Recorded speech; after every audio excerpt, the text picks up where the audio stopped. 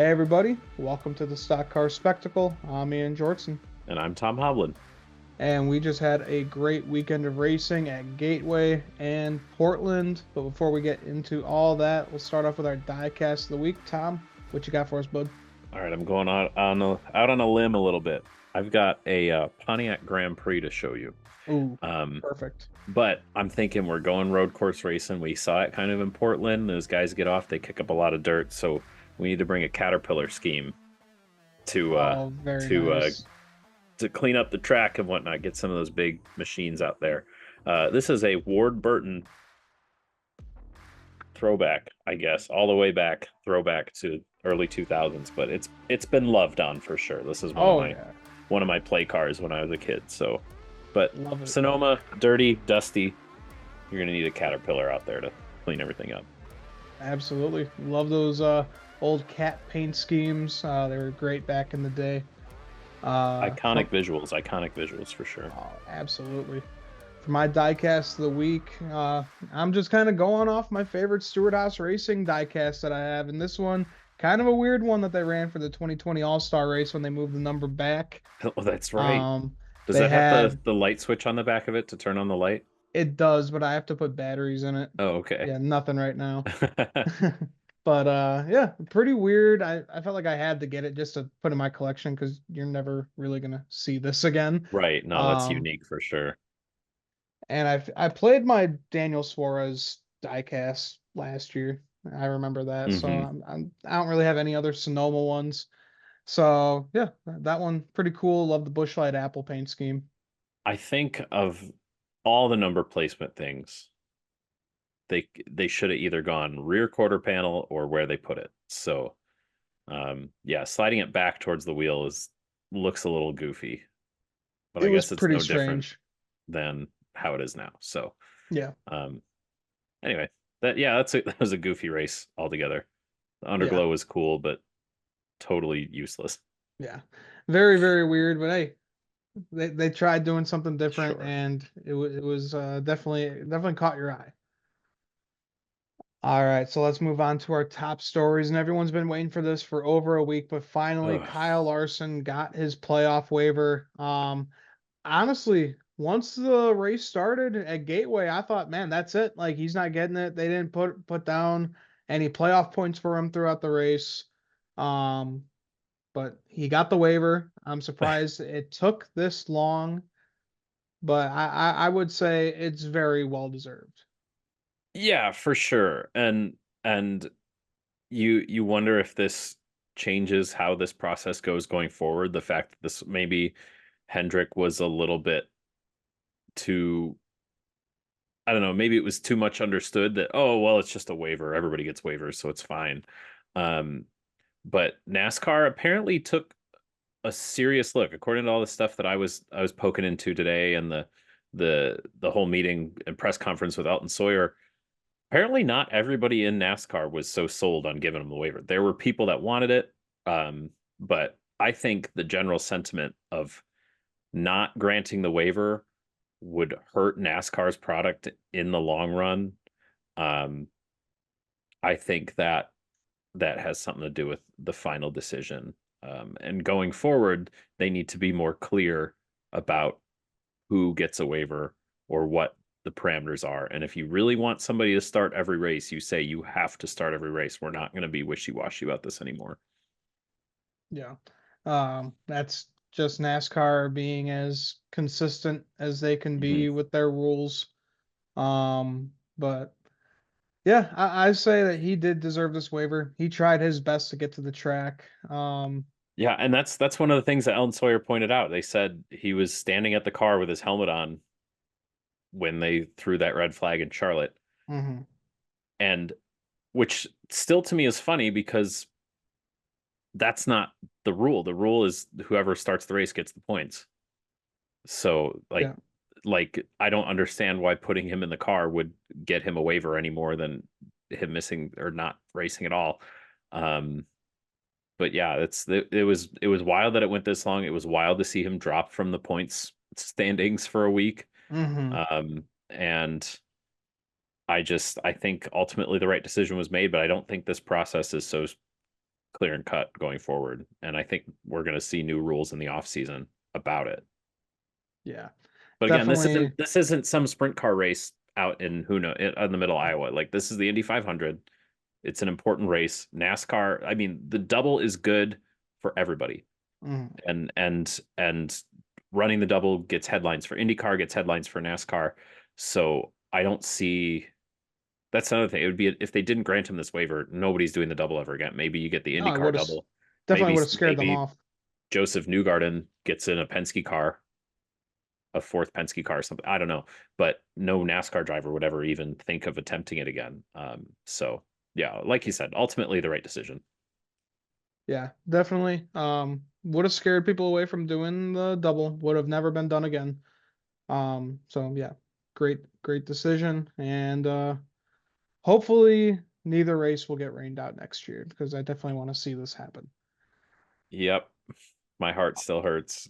Yeah, gotta feel. I'm not like I said last week. I am not the biggest Kyle Larson Ugh. fan, but man, oh man, I just wanted to see him complete this Oh thing. yeah, yeah. No, no. It's you want to.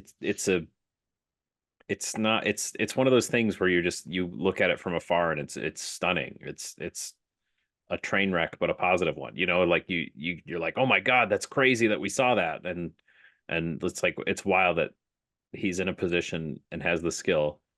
No matter how you feel about him as a driver, as a fan, it's crazy that he has the skill to have that pull and to be pulled by the Arrow McLaren to be a Hendrick driver. And Arrow McLaren says we want him to come run in the Indy 500. We think he's that good. So Yeah, again, good for the sport. Really bad if he doesn't get to run for the championship. yeah. So great on NASCAR. Good decision. Mhm. Moving on, today we had a tire test at Indianapolis Motor Speedway. As we know, they are coming back to the oval from doing a few years at the Indy Road Course, which I am so happy about, Tom. It's going to be great with this car running on this oval. But I don't know how your driver in that number 8 car feels about it, as he got turned around in turn two, slammed the driver's side into the wall real hard. Haven't heard an update, but I'm sure he's fine. Hate to see it for him. He has not been having a good month so far. No, and from the pictures I saw, you worry about the car backing into the wall, but this one almost looks like he. And again, I'm only seeing pictures. I haven't seen any video. Just saw the car getting pulled off the track and where it stopped. Looks like he probably came off a corner, spun it around, and then hit the driver's side of the wall, which in this car is a better hit than backing it into the wall. So Hmm. yeah, hopefully he's comfortable. And I mean, that's you're out there to tire testing. Goodyear's trying to see what teams can get away with on these tires. So yeah, it's good for him to get time on track. I mean, you saw what it did for Joey Logano at North Wilkesboro. But at the same time, if Goodyear brings a bad tire or they push the limits too much, and then you could have yourself a Kurt Busch situation at a tire test, which would be really bad. So hopefully Kyle's all good to go. And hopefully the racing is good at the oval. I was optimistic when they announced the Indy Oval back. I'm trying to walk back my expectations though. I think it's going to run more like a Phoenix or more like a New Hampshire. It's flat. It's a groove and a half, maybe two grooves. That's not something that this car supports very well. Um, these guys can't get runs. There's going to be a lot of aero blocking, so we're going to see how it plays out. But I'm not keeping my hopes too high for the Indy Oval. Yeah, we shall see how it plays out. Going to be the first race on this oval with the next gen car. So we shall see. But moving on, Tom, you were saying this before the show started, but I guess Dale Jr. on the Dale Jr. download was saying, with all the SHR moves that are kind of in the works right now, all we know is that Josh Berry and Rodney Childers are a package deal with wherever they go. So good to Yeah. see that they're going to keep that teamwork together. I guess they made a really good bond over the year. Hmm. And it's just great to see for a rookie driver moving on with such a veteran, most talented crew chief in the garage. They're running well, and I think a race team is willing to take on a Josh Berry if they can get a Rodney Childers in the garage. because Josh Berry is no slouch, and we're reporting this on here because I trust Dale Jr.'s relationship with Josh Berry, and it kind of makes sense. They're starting to figure it out there. They're running well together, and it's. I mean, you have a whole shop full of people that all are looking for jobs, and that's what this Stewart Haas deal, this whole shutdown is creating. It's creating a lot of silly season type things, and these are just some of the dominoes that now have to fall. Yeah. So hopefully it will work out for them going to a good ride. And more SHR news as well. You were saying that Noah Gregson is possibly linked to going to that 19 over at Joe Gibbs Racing if Martin Truex Jr. does decide to retire at the end of the year. They got that connection with Bass Pro. Noah can bring in a lot of sponsorships. I mean, why not? Yeah, and Noah's got good sponsorship. We've said that on this show before. Bob Popkress is reporting this, and again, a lot of this falls on Martin Truex Jr. I mean, last year he went kind of late into the season before saying he's coming back, and it was kind of anticlimactic. But with this guy, he's such a recluse. He just, you kind of never know what he's thinking. He likes to be out on his own, and so we don't know where Martin's head is at. I mean, they're running really well. I mean, less this past weekend they fell a couple spots in points, but still one of the most consistent guys out there. And but if he's unhappy, or he could hang it up whatever he wants. And I wouldn't put it past Martin to do it. He's accomplished a lot in this sport. Yeah. But that would open up yet another gateway for some silly season shenanigans. Yeah, no kidding.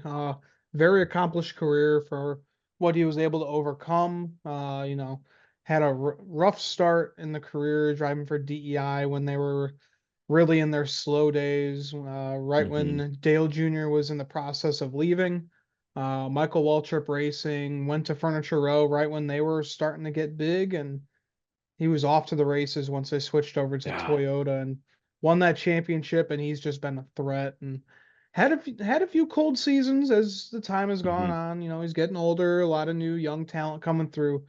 But I gotta say, he has made the best out of this career. I don't think anybody really saw this coming with the amount of wins and a championship that came his way.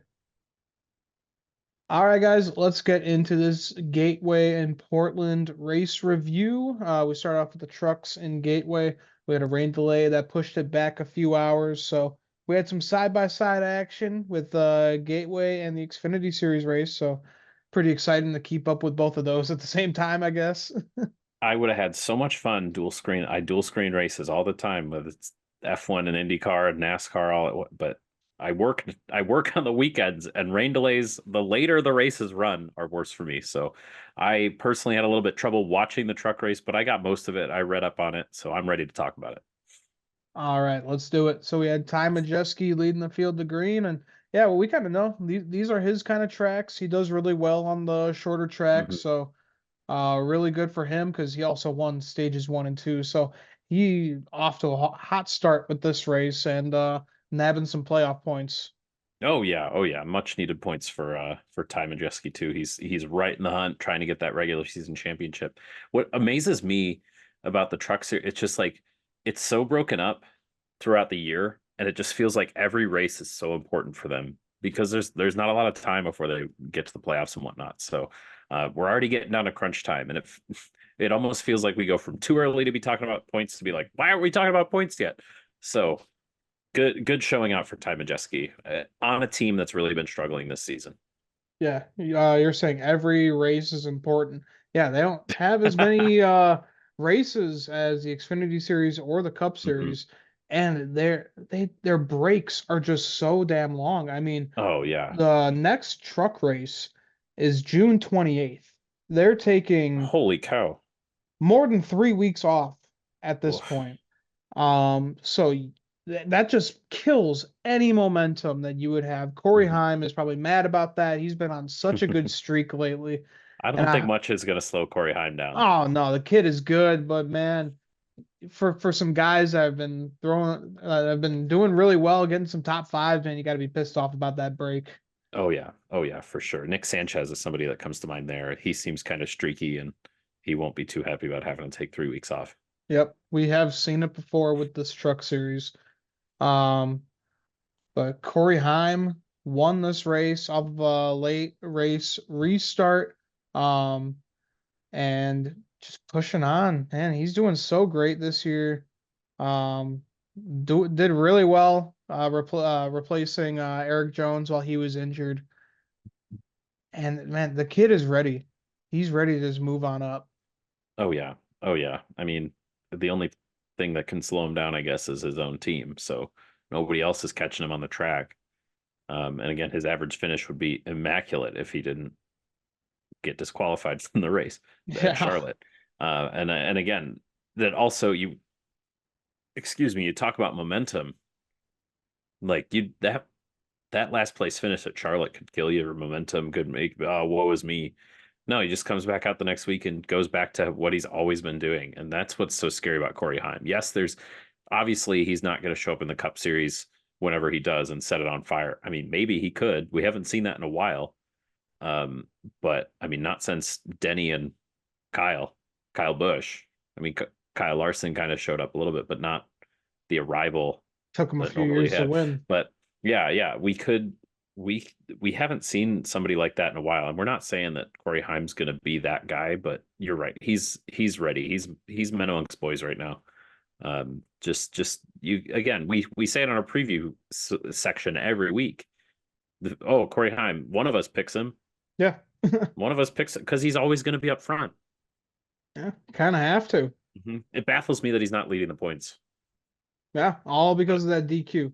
hmm All right, so congrats to Corey Heim. Kid is on fire. So we're gonna go across the country to Portland, Oregon.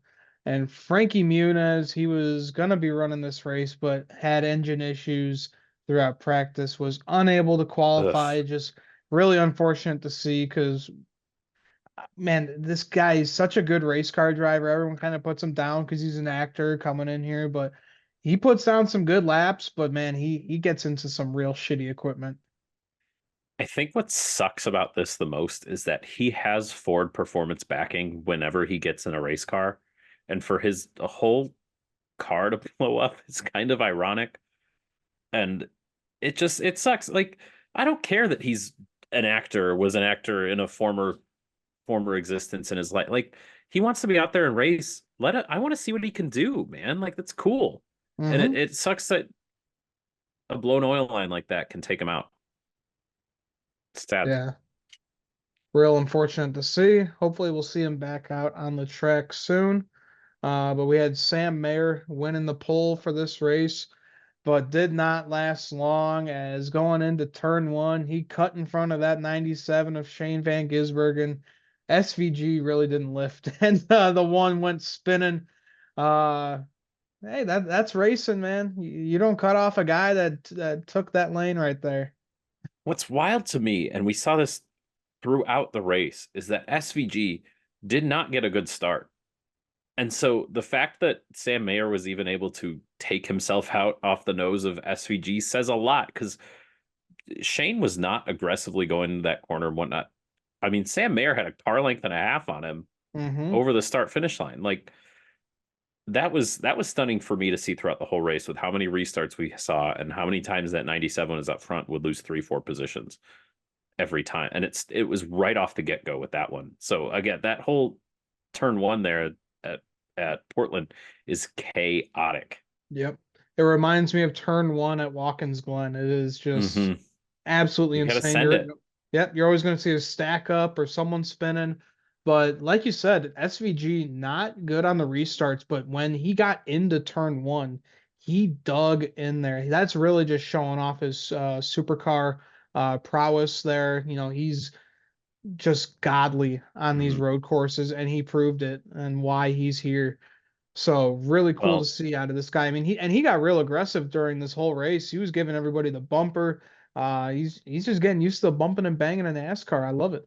oh yeah. I mean, I followed the supercar series on social media just to kind of see what they're all about and whatnot. And those guys get after it. But I was reading on social media that Shane was probably a favorite for this type of track because this track is similar to what they race in supercars. They do street courses and they do short, flat road courses. And this is a short, flat road course, less than 2 miles. And it was the type of thing that played into his hands. And a lot of those highlights you see in supercars, there's no runoffs. It's just the street course or the road course and the grass. And that's a lot of what we saw here in Portland. That's how Portland's set up. So Shane knows how to get a car around here and knows what he needs to do. I guess he's a bit of a bully, or he was a bit of a bully in supercars when he was running through there, winning all his championships with them. Yeah, hey, that's Hmm. what it takes to be a champion. You got to be aggressive. And he's giving everybody a warm welcome what it's like to race in New Zealand. So pretty cool to see out of this guy. I just love it. All right, and Justin Allgaier, man, he has been great throughout the stages this year. Hmm. Just racking off stage wins. He swept the first two stages in this race. We know he's also a great road course racer as well, but just doing great, and he's ready for the playoffs this year. Oh yeah, oh yeah. I mean, but they got to finish races. They got Yeah. to finish races. I mean, we've seen it all year. He runs well, and then something happens to him in stage three. The surprising thing to me was that Shane had such a lead at the end of stage one, and I don't know if they thought more people would come down and try to play the pit strategy than they did, but they were on the only ones. And at this point, Shane is a bubble driver in the Xfinity series. So he could have used that stage win and that playoff point, I think, a whole lot more than they could have used the track position, especially when nobody else was coming down. You didn't really gain anything, and you seemed to have lost stuff. So that was a bit of a head scratcher to me at the end of stage one for that 97 team. Yeah, absolutely. All right, so we had a massive wreck with multiple drivers, including Brandon Jones, who got halfway stuck into the tire barrier. They had to pull him out because he couldn't get out of the car while I was stuck in there. Yeah, there was a lot of wrecked race cars just through practice and then from this one. And they go straight down to Sonoma. I think like AJ Allmendinger, he wrecked his primary car and they pulled out the Sonoma car and he raced the Sonoma car. So now you wonder stuff like that. And I think Brandon Jones had a similar situation too. He wrecks this car. Who knows what they're bringing to Sonoma next week? I mean, you had Justin Allgaier working on Brandon Jones's car in the pits before the race, trying to get everything buttoned up. But no, that was a scary wreck. Just the way, um, I forget it was. I think the 39 came sliding back, 39 or 35 slid back across the field, and Brandon Jones kind of he did get bumped a little bit, but he kind of had to turn left into that wall, and it was a scary looking wreck, and for him to get stuck under there was Yeah. tough. Glad he's all right. Glad it Mhm. was the tire barrier that he slammed into, Yeah. so softer impact there. But Mhm. just a year from hell for that nine team. It Yeah, yeah, continues. yeah. They definitely don't need this. They're moved down 3 points in the standings.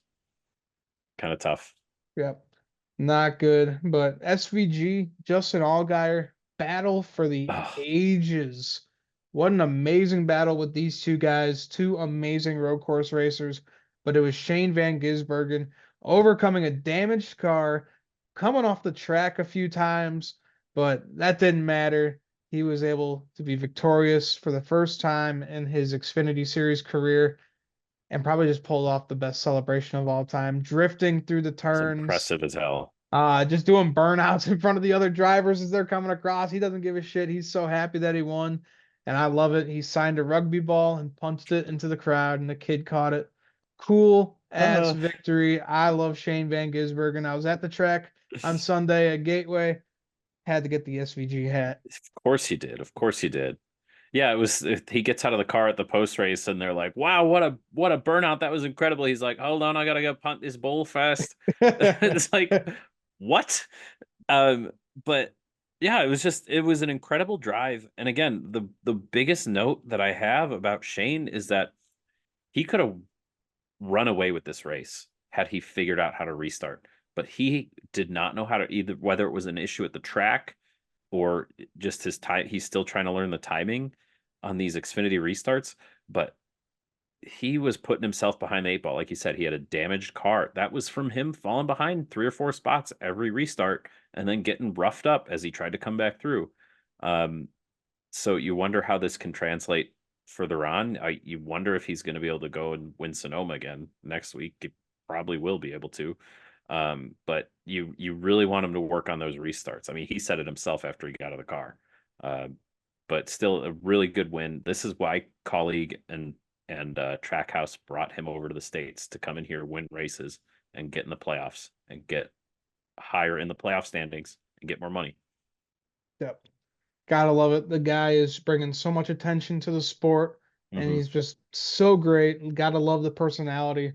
I love his Um, personality. I love his attitude. yep. He gets out of the car, and whether he has a good day or a bad day, he's like, "Oh man, that's really fun. I had a great time." Um, whether he went headfirst into a wall or he won a race, he gets out of the car and has the big old smile on his face. He's so happy to be here, and he's having success. Whether it's top 10s, top 15s on ovals, or coming out here to these road courses, Coda and Portland. I mean, dominating Coda for most of it or a lot of it, and then coming out here finally getting his victory in Portland. Yep. Pretty badass to see. Hopefully, we'll see more SVG wins out of the year. Oh man, again, seeing him at the Chicago Street Race, fan for life. I wish I'd know. I want to watch more supercars, but I also don't want to pay for subscription to supercars. Yeah. Um, Same here. but but the supercar series looks interesting, and now we're seeing a lot of those guys try to come over here. I mean, we got a few of them starting in the Cup Series next week, which we'll get to in a little bit.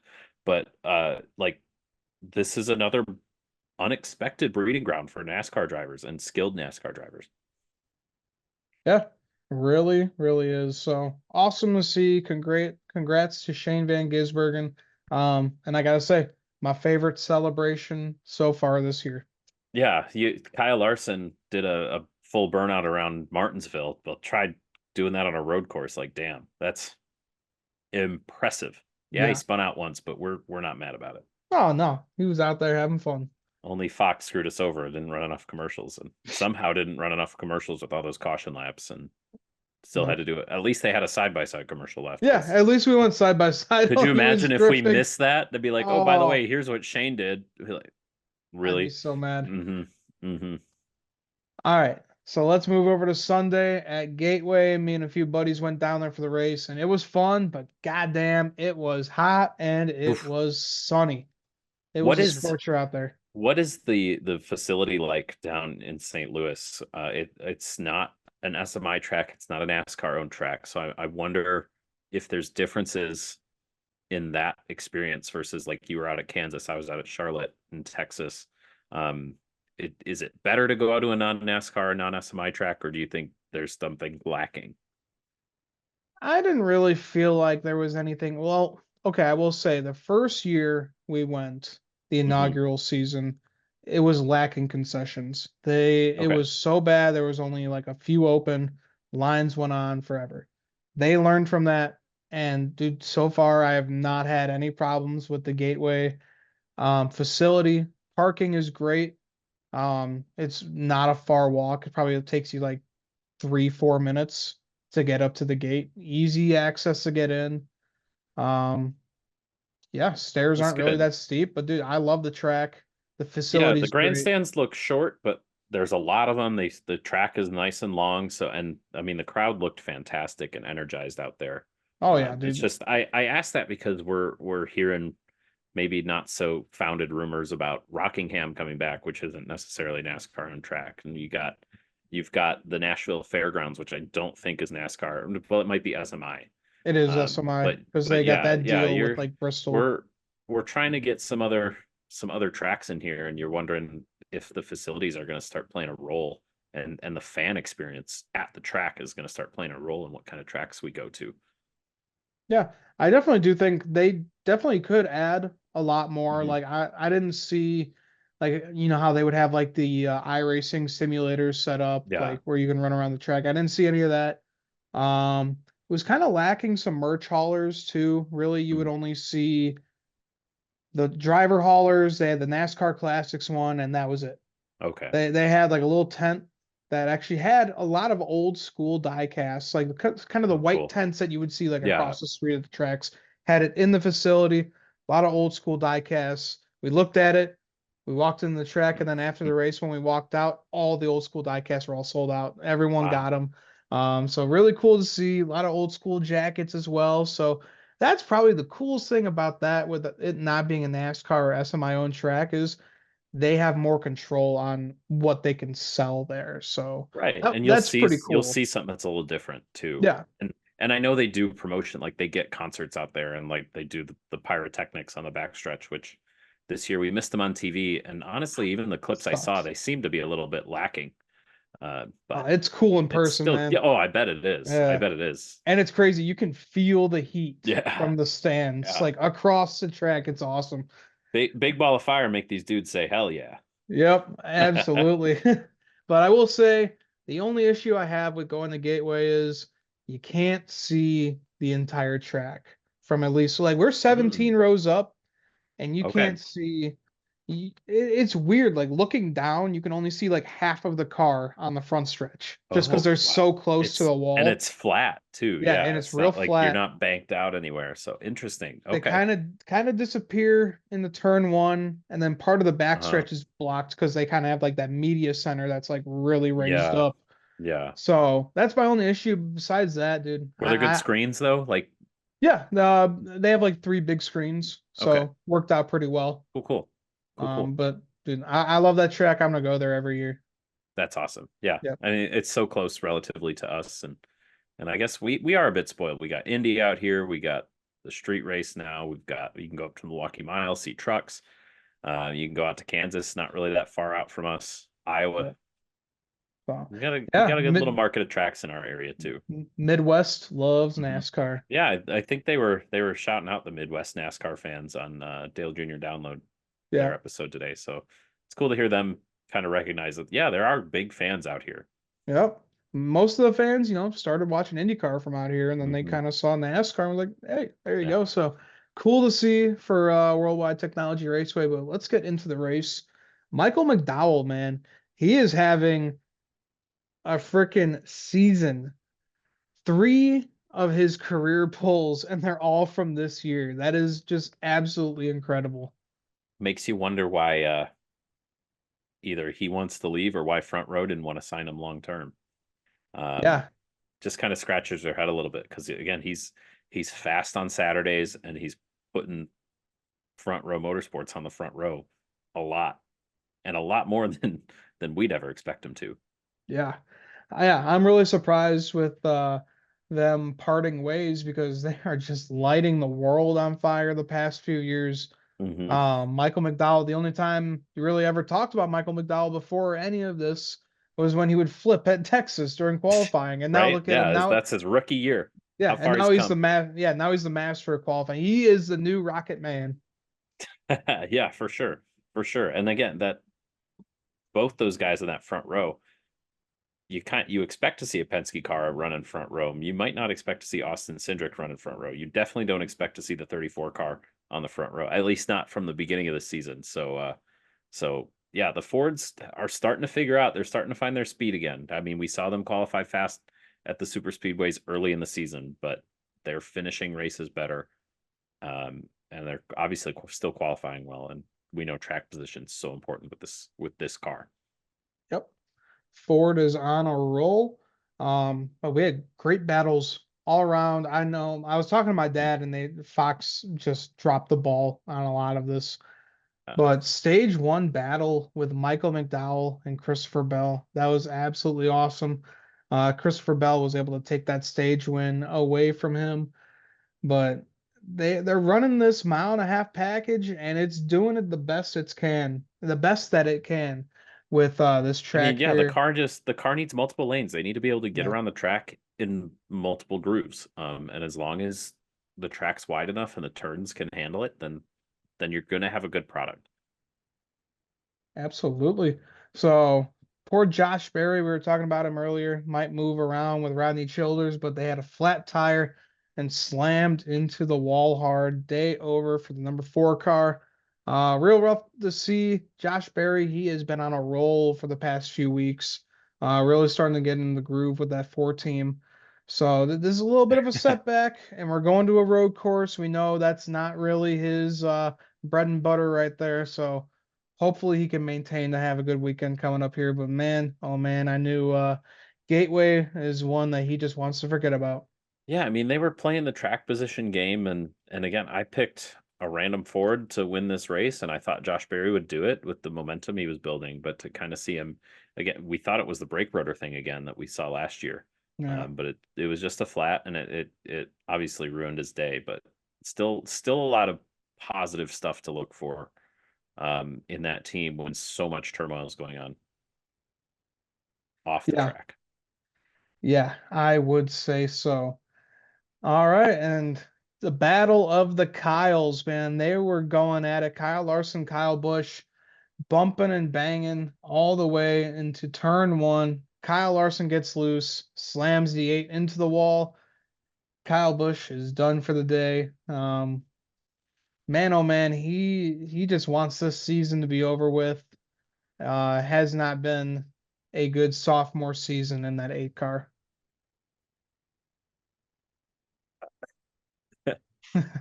I I'll let you process things, man. It's okay. Take your I've time. been trying to. I don't understand.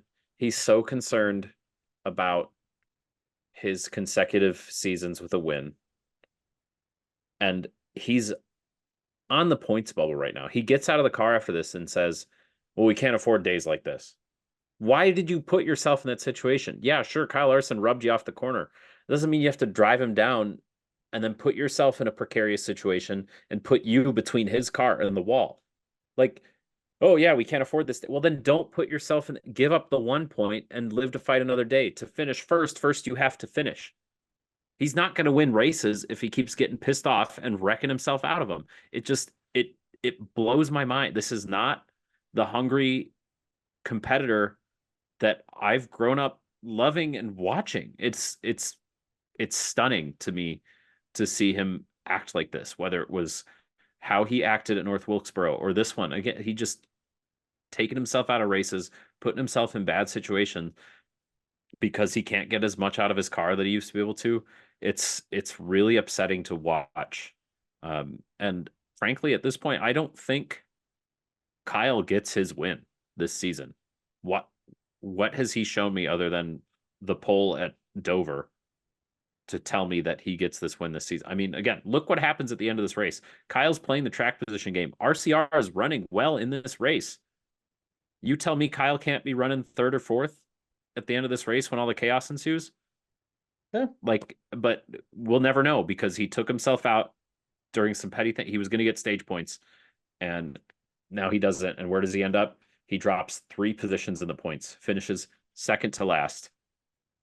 Just awful, awful. He's out of the bubble. He's out of playoffs right now, and it's really upsetting as a fan to watch someone you held up so high just start to crumble on his own by his own accord. Yeah. It's really tough. Yeah, really rough to see.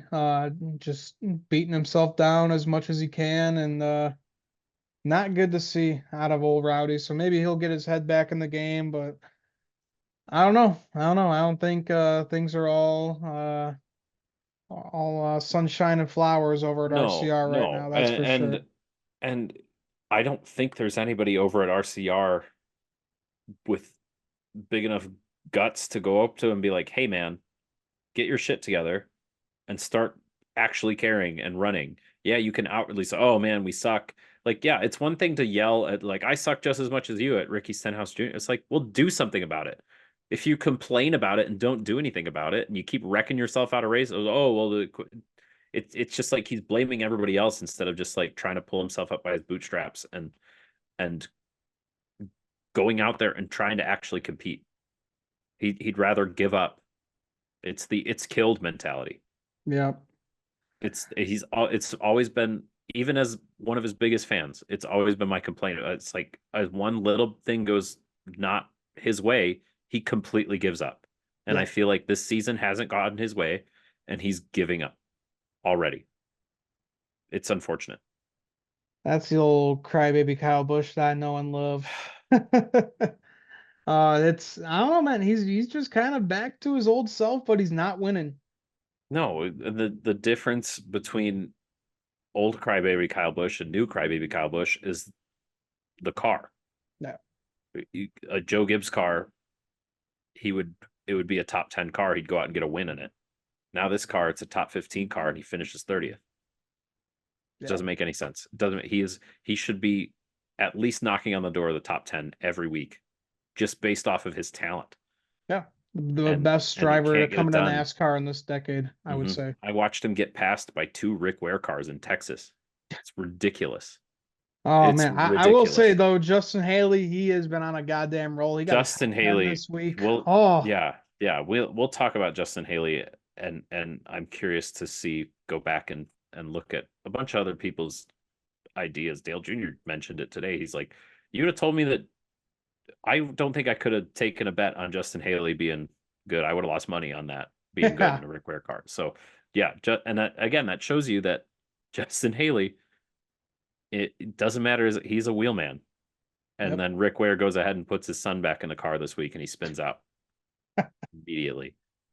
Uh, So does Rick Ware really want to win, or is he just trying to get those charter purses? And but trying to make that money, man. Justin Haley could put himself in a position to win our Daytona race or something. That car is good. I mean, Yeah. frankly, He could actually win it this time.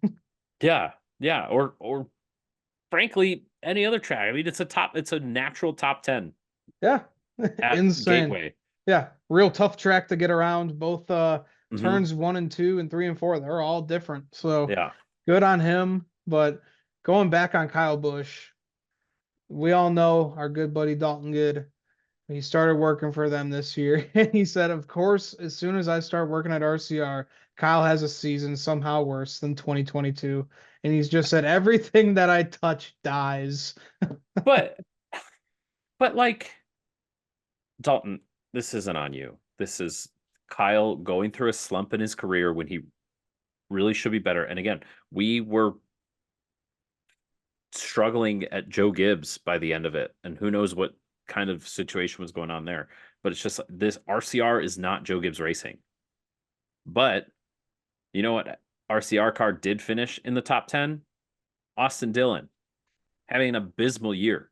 Austin Dillon beat most of your favorite drivers this week, like on speed, on speed. And I don't know if this is a gateway thing where it levels out the playing field somehow, but I mean, Austin Dillon was fast. Carson Hosfar was fast. Justin Haley was fast. And Kyle Busch needs to, again, wake up, go to work. Yep. No more Don't worry about complaining. anybody else. If you really want to win in your 20th season, go win. Nobody's stopping you but you. Yep. And it's frustrating to watch him be like, "Oh, we suck. There's nothing we can do." Yeah, RCR is lacking, but they have Kyle fucking Busch. Yeah. I really would have thought that nothing was going to change from last year. I thought he was going to be on it. I thought he was going to rack up maybe 3, 4 wins. Well, Total 180. again, it was this race last year that was his last win. It's been a year now. Yeah. And we kind of saw the writing on the wall here getting further and further into the playoffs. So Kyle Busch and RCR fell off a cliff last year. And they've started, and they have not started climbing yet. Maybe this week, maybe the found speed in the 3 car will help, but it's tough. Yeah. Tough for sure. This is a good road course for Kyle, though. He has gotten a win there before. Redemption win in 2015, first win of the year, when he won that championship when he came back from that injury. So yeah, we shall see how it works out for all Rowdy. But that was the end of stage 2. Christopher Bell swept the first 2 stages, so great points for him. He needs those points because He there's did. quite a few races where he is DNF'd and he needed to make up for that for sure. So good for Right. Seabell. Oh yeah, he moved up 3 points in the standings according to NASCAR.com here, and he's looking like he's got some of the most stage points this season. Denny Hamlin's got 130. Kyle Larson has 159 stage points. Jeez. Then you have Ryan Blaney at 110. Then you have Tyler Reddick at 103, and then Christopher Bell 102. So All right. he's fifth in stage points. He's running up front, and again, it's just a matter of him being able to finish these races and whatnot. Yeah. Pretty much him and Justin Allgaier, they're kind of mirroring each other Yeah, right now for in sure, the for two sure. It's a good series. comparison. Yeah. Alrighty, so man, with this race, we had a lot of different pit strategies going around. Love to see that with this kind of racing. Oh yeah, I loved watching the broadcast and them breaking that. They did a good job of breaking down the strategies, That's letting you good. know who was on what tires again. Yeah, maybe I didn't see all the battles that you saw out of the track, but they were really good about keeping you up to date on who pitted when and who still needs the pit and who took two and who took four, and that was really good to follow from them. Yeah, really was. Hmm. Well, man, we were just talking about Christopher Bell needs to finish these races. Well, he had the help of his teammate Woof. Martin Truex Jr. Christopher Bell, man, he was just low on power. I don't know what was going on with this car, but his They teammate. think they think it had something to do with the shifting. Okay. And again, on the broadcast, you didn't see it, but he was having that excellent battle with Ryan Blaney, and it was this classic next gen battle where it was kind of dirty air all the time, but he would get side by side, and he passed Blaney, and then the next corner, Blaney passed him back, and then within the next two sets of corners, he comes in, and it looks like Blaney catches a lap car and just drives away from him, and they cue in his radio on the broadcast, and he goes, "I'm blowing up. That's it. Game over." He was dumbfounded. Yeah. Um, and then you say Martin Truex, who's a couple laps down because of an issue earlier in the race, could never get his laps back. He said, "F it, man. I'll just go push him." And that was fun to watch. That's cool. Yeah. I wish we Pretty see cool more to of see. that stuff. That Yeah, right. that's more of the positive version of like Elliott and Harvick at Bristol or something, where it's like the teammates helping teammates, but this time he's just like helping push him to the end. And Christopher Bell gets out of the car afterwards and said, "Martin probably saved me a top 10." So Yeah. Really cool to see. mhm. Man, Truex, man, he's just hot and cold with being a good teammate or being a bad teammate. Remember what Yeah, happened with him and Denny Hamlin earlier this year at what was that, Richmond? yeah, He was all over him trying to wreck him, and now uh-huh, he's helping trying to help his driver just finish the damn race. So right. Which Martin, which it's an interesting uh question because you have the 100% rule and then you have the race manipulation rule. And you wonder, now I don't think NASCAR is going to do anything about it. We haven't really seen anybody talking about it, but I wonder if they looked into that and they said, yeah, "Hey, he didn't give 100%. He slowed up and pushed his teammate down the backstretch. He wasn't giving 100%." And it's also again race manipulation here. I mean, because Christopher finishes seventh. Who knows? Carson, Justin, Kyle Larson could have all passed him, no, and that is race manipulation. He did yeah, I he don't know if they slowed would call down that. to help. I know I don't think they'll do Yeah, anything about it, but it's interesting. It's interesting to think about. yeah. I can see more of that, like when they called it on Cole Custer at the Roval, or who was that? Hmm. It was one of the Yeah, Stewart Cole Haas Custer and cars.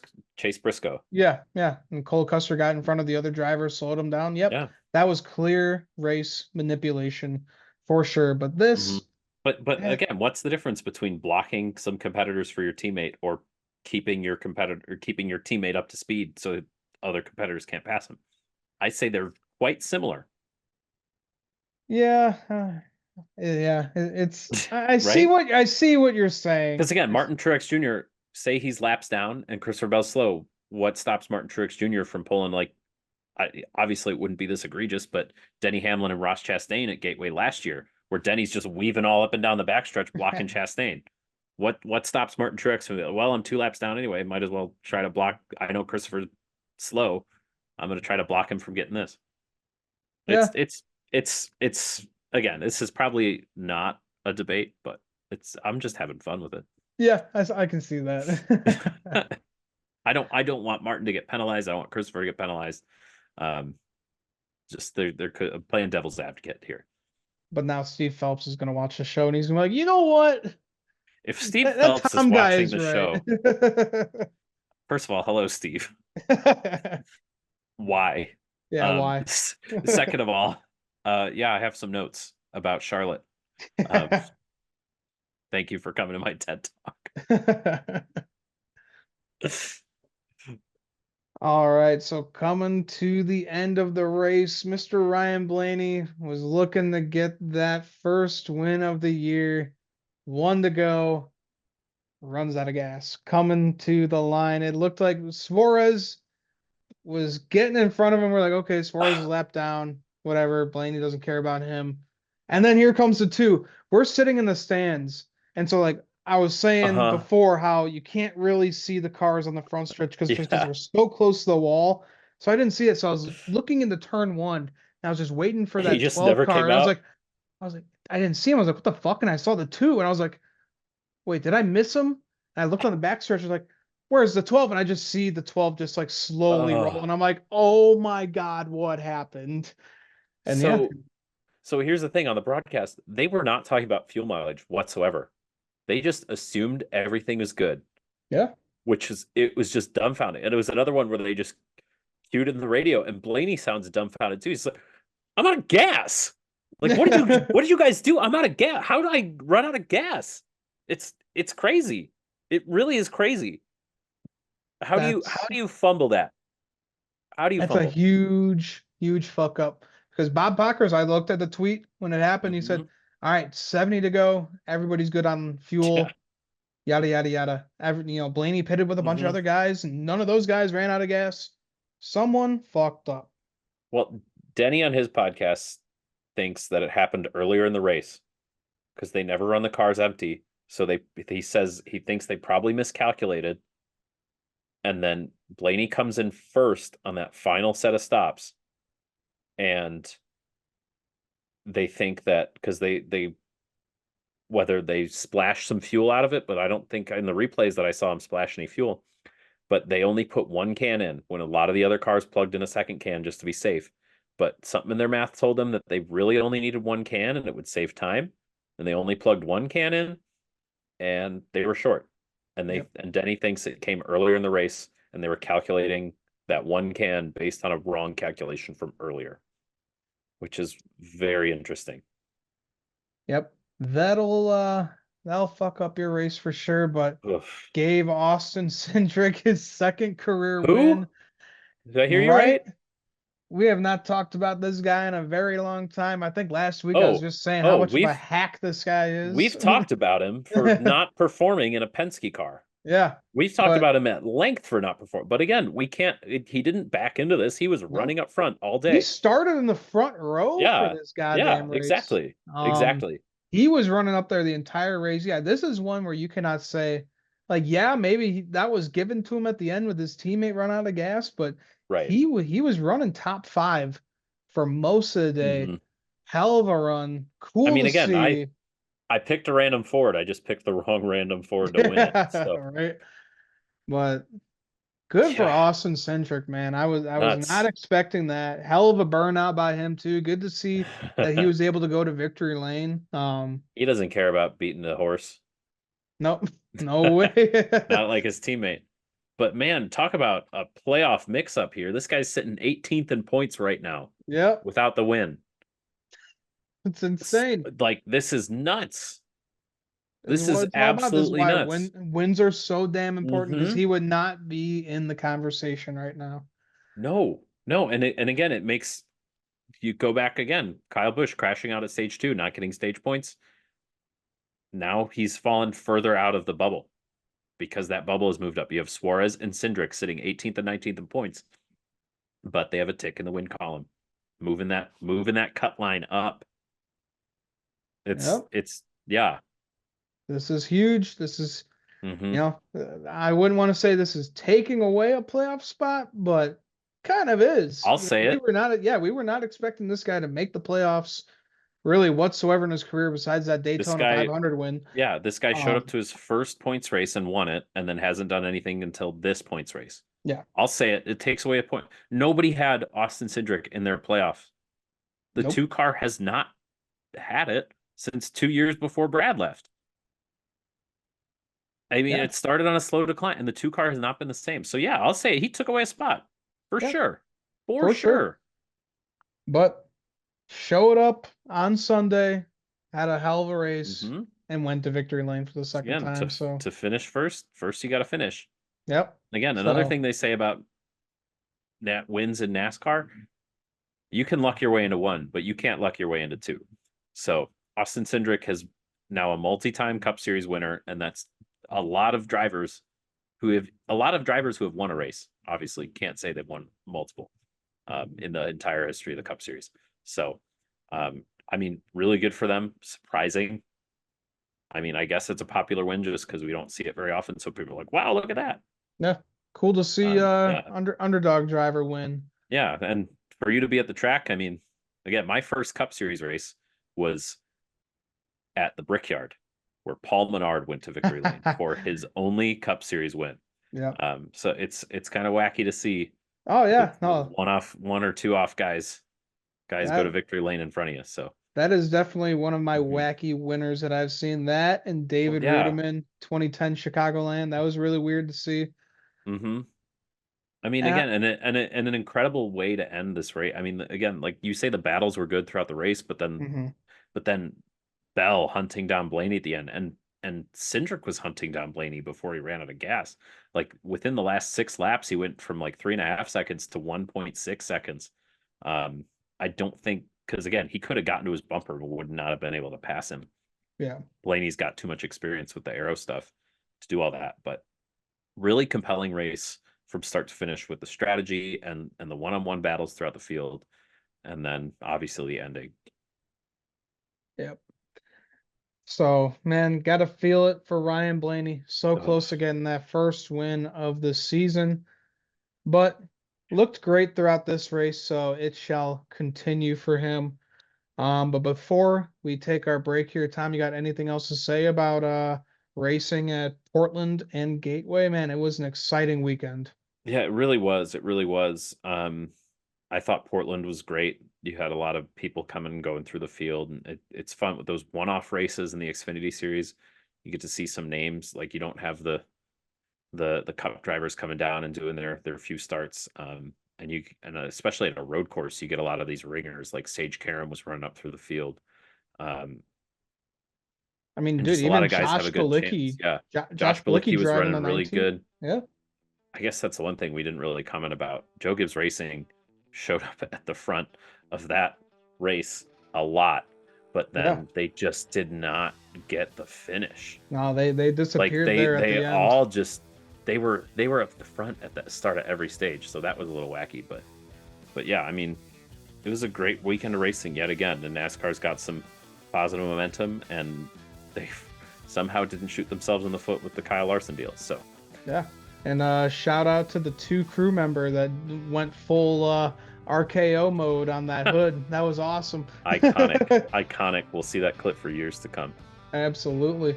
So, all right, guys, we're going to take a quick break, but when we come back, we are going to be previewing Sonoma with the Xfinity Series and the Cup Series. So, we'll be right back.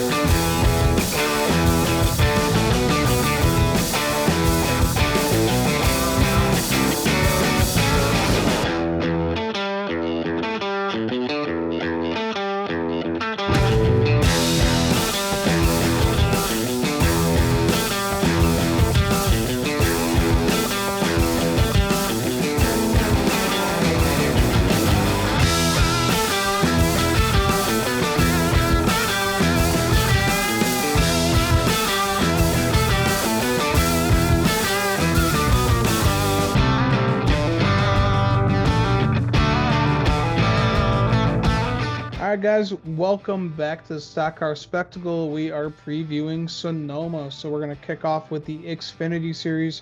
Truck Series is off this weekend. They actually come back June 28th, and that will be Nashville. So, huge break. Hate to see it for those guys, Tom. Yeah, I guess they earned it. Sure. Yeah. Sure, Sure. Driving like pissed off sure. teenagers. Sure. Yeah. Yeah, everybody cool Uh, down for a bit. You Fab shop guys, guys are happy. you guys are working too hard. Cool yourselves down. We'll see you in 3 weeks. Absolutely. So we got the Zip Buy Now Pay Later 250, another immaculate name for a sponsor. Ugh. 157 miles, 79 laps. Stage one is 20 laps. Stage two is 25, and the final will be 30. Last year's winner was Eric Almirola, who is not in the lineup this week. Hmm. He was supposed to be running this race. He was supposed to be running Portland last weekend as well, but something happened with him and Joe Gibbs Racing. Somehow he is just out of this contract. He's not going to be driving. Ty Gibbs is taking over.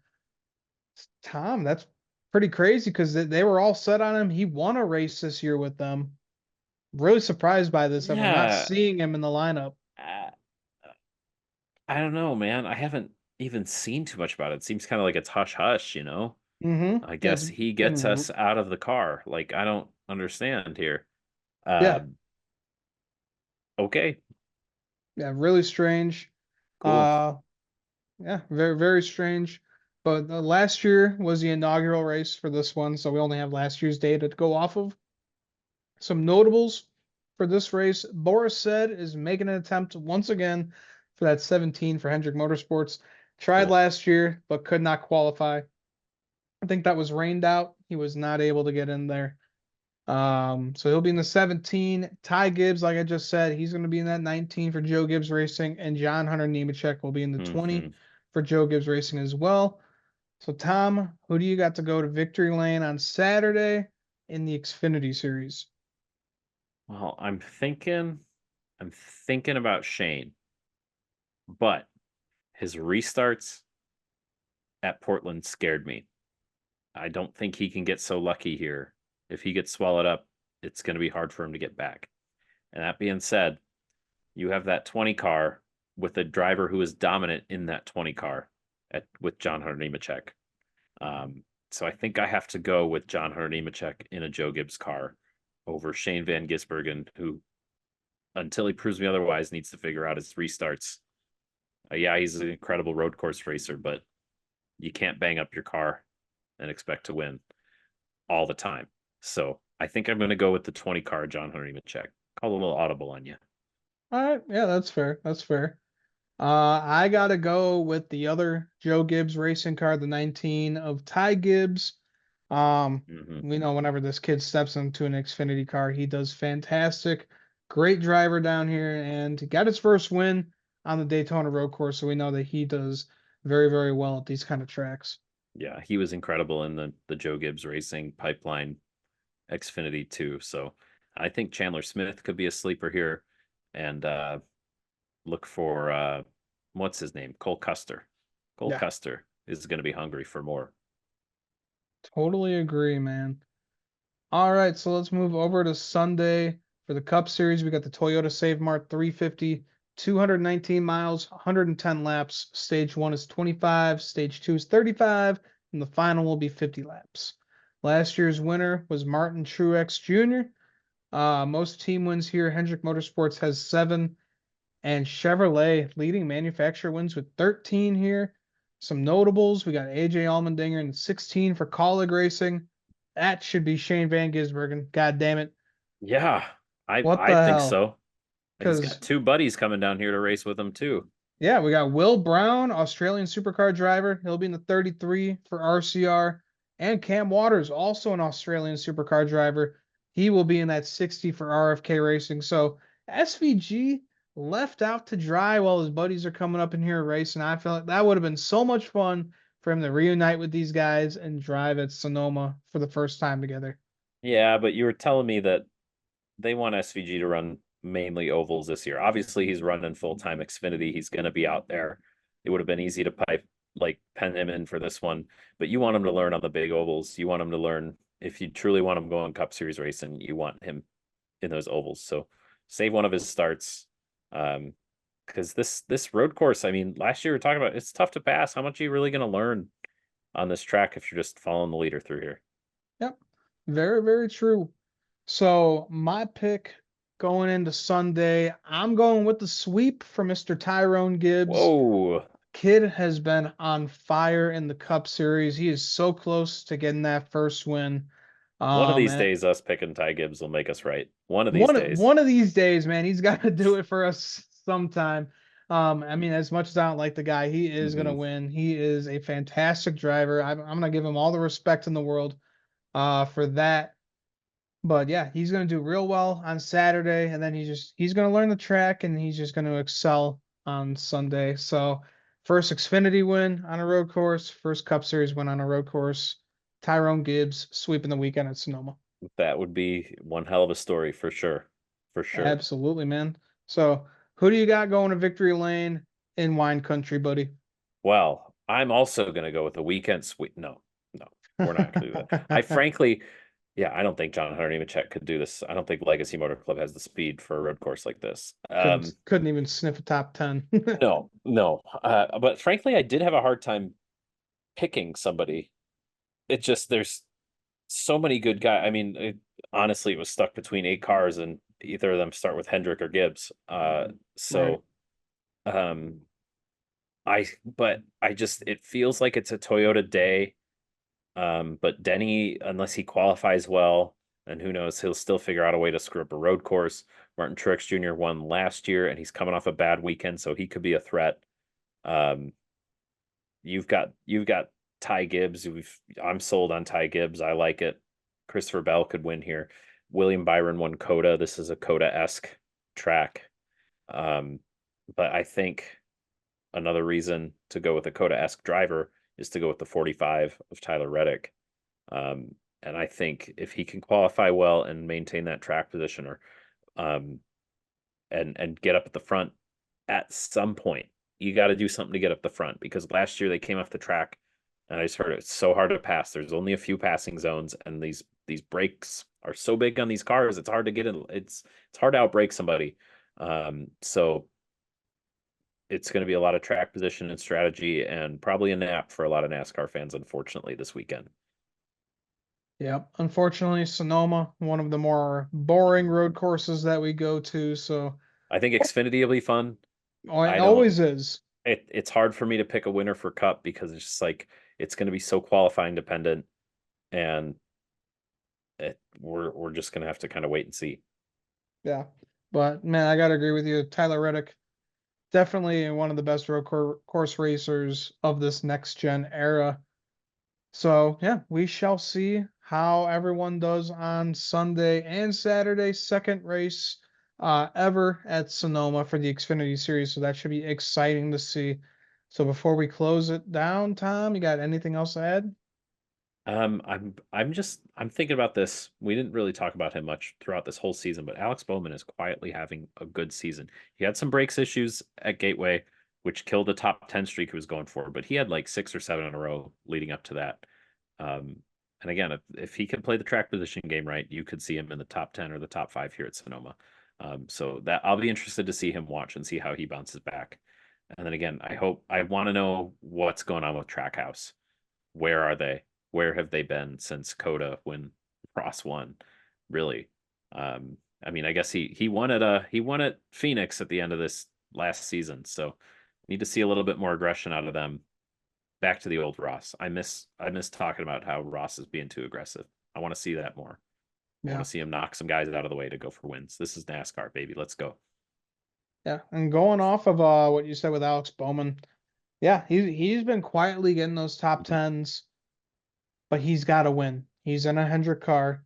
All of his teammates are winning. I mean, Denny Hamlin said it perfectly a few years ago. He's getting his ass kicked by his teammates every single week, and it's still continuing. Yeah. If you want to stay in that car, buddy, you gotta win, and you gotta try and compete for a championship, because every single one of his teammates can win this championship this year. They all look amazing. They're all consistent as hell.